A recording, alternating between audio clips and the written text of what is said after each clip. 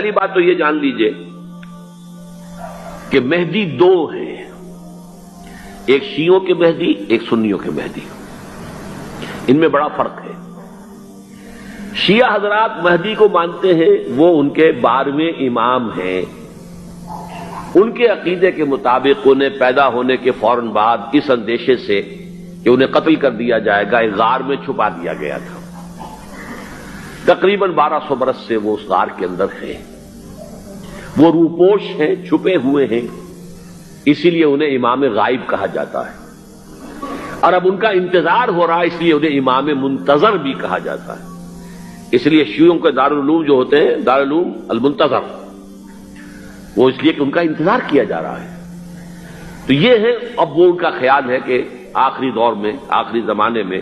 وہ ظاہر ہو جائیں گے، غار سے نکل آئیں گے۔ دیکھیے، میں اس عقیدے کو اس بنا پر رد نہیں کرتا کہ یہ ناممکن ہے کہ کیسے کوئی شخص جو ہے 1200 برس تک کسی غار کے اندر زندہ رہ سکتا ہے، نہیں، میں سمجھتا ہوں ممکن ہے۔ 300 برس تک اصحاب کہف رہے کہ نہیں رہے؟ سوئے رہے، 300 ایئرس ہم مانتے ہیں۔ حضرت عیسیٰ اسی حیات عرضی کے ساتھ 2000 سال سے موجود ہیں آسمان پہ کہ نہیں ہے؟ آپ کو معلوم ہے حضرت عزیر 100 برس تک مرنے کے بعد دوبارہ زندہ کر دیے گئے، فَأَمَاتَهُ اللَّهُ مِئَةَ عَامٍ ثُمَّ بَعَثَهُ۔ تو ناممکنات میں سے کوئی سوال پیدا نہیں ہوتا۔ لیکن یہ کہ آیا کوئی امامت معصومہ کا تصور قرآن اور حدیث سے ہمیں ملتا ہے؟ پھر یہ کیا یہ موروثی امامت کہ حضرت علی کی نسل جو حضرت فاطمہ سے چلی ہے اسی میں یہ امامت ہوگی؟ اس کے لیے ہمارے پاس کوئی دلیل نہیں ہے، ہم اس کو تسلیم نہیں کرتے۔ ہم تو سمجھتے ہیں کہ معصومیت ختم ہو گئی محمد الرسول اللہ صلی اللہ علیہ وسلم پر، خاتم المعصومین ہے محمد الرسول اللہ۔ اب ان کے بعد تو اجتہاد ہے اور خلافت ہے، عام معاملات میں اجتہاد ہوگا، نظام خلافت کا ہوگا۔ تو ہمارے نزدیک جو میں جس مہدی کا نام لے رہا ہوں وہ مہدی ہیں جو ایک مجدد ہوں گے، جیسے کہ مجددین کے نام میں نے آپ کو گنوائے ہیں، مجدد الفسانی ہو، شاہ ولی اللہ ہو، سید احمد بریلوی ہو، شیخ الہند ہو، ایک ہوں گے انسان جو پیدا ہوں گے انسانوں کی طرح، عام طور پر اپنی عمر کو، پختگی کو پہنچیں گے، پھر وہ سامنے آئیں گے منظر پر، پھر وہ کام کریں گے، قیادت کریں گے، عرب میں ان کا ظہور ہوگا۔ دوسری بات یہ نوٹ کر لیجئے حضرت مہدی کے بارے میں، ہمارے ہاں احادیث کے جو مجموعے ہیں ان میں جو ٹاپ کے 2 مجموعے ہیں ان میں کہیں حضرت مہدی کا ذکر نہیں ہے، نہ صحیح بخاری میں نہ صحیح مسلم میں۔ لیکن ہم اسے نظر انداز نہیں کر سکتے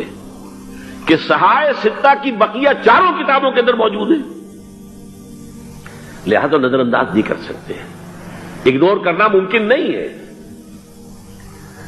اب اس میں چاہتا ہوں کہ کچھ حدیثیں آپ کو میں سناؤں جن میں حضرت مہدی کا تذکرہ کیا گیا ہے۔ پہلی ہے وعن عبداللہ ابن مسعود قال قال رسول اللہ صلی اللہ علیہ وسلم، حضرت عبداللہ ابن مسعود سے روایت ہے، وہ فرماتے ہیں کہ حضور نے ارشاد فرمایا لا تذهب الدنيا حتى يملك العرب رجل من اہل بیتی، یہ دنیا ختم نہیں ہوگی جب تک کہ عرب پر میرے اہل بیت میں سے ایک شخص کی حکومت قائم نہ ہو۔ اور آپ کو معلوم ہے کہ آج تک عرب پر حضور کے اہل بیت کی کوئی حکومت قائم نہیں ہوئی،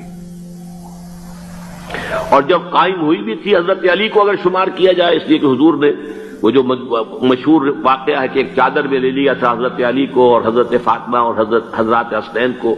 اللہم ہؤلاء اہل بیتی، اے اللہ یہ بھی میرے اہل بیت ہیں۔ تو حضرت علی کی بھی حکومت منعقد نہیں ہوئی، پورے عالم اسلام پر ان کی حکومت نہیں تھی، اس لیے کہ شام اور مصر دونوں صوبے جو ہیں انہوں نے ان کی اطاعت قبول نہیں کی تھی۔ اس حوالے سے یہ معاملہ ابھی ہونا ہے۔ لا تذهب الدنيا حتى يملك العرب رجل من اہل بیتی یواطئ اسمہ اسمی، اس کا نام وہی ہوگا جو میرا نام ہے، یعنی محمد صلی اللہ علیہ وسلم، اور ان کا نام بھی، مہدی کا نام بھی محمد ہو، مہدی تو ان کا لقب ہے۔ یہ ترمذی میں بھی ہے، ابو داؤد میں بھی ہے، سنن ابی داؤد، جامع ترمذی، بلکہ ابو داؤد میں ایک اور روایت ہے، قال، حضور نے فرمایا لو لم يبق من الدنيا الا يوم، اگر دنیا کی زندگی میں سے کچھ بھی نہ بچے سوائے ایک دن کے، لطول اللہ تعالی ذالک الیوم، تو اللہ تعالیٰ اس دن کو لمبا کر دے گا، حتی یبعث فیہ رجلا منی، یہاں تک کہ میرے خاندان میں سے ایک شخص کو اٹھائے گا، من اہل بیتی، میرے اہل بیت میں سے، یواطئ اسمہ اسمی و اسم ابی ہے اسم ابی، جس کا نام میرے نام پر ہوگا، جس کی والد کا نام میرے والد کے نام پر ہوگا، محمد ابن عبداللہ ان کا نام ہوگا، اور وہ یملأ الارض قسطا وعدلا کما ملئت ظلما وجورا، وہ سرزمین عرب کو عدل اور انصاف سے اسی طرح بھر دیں گے جیسے کہ وہ ظلم اور زیادتی سے بھر چکی ہوگی۔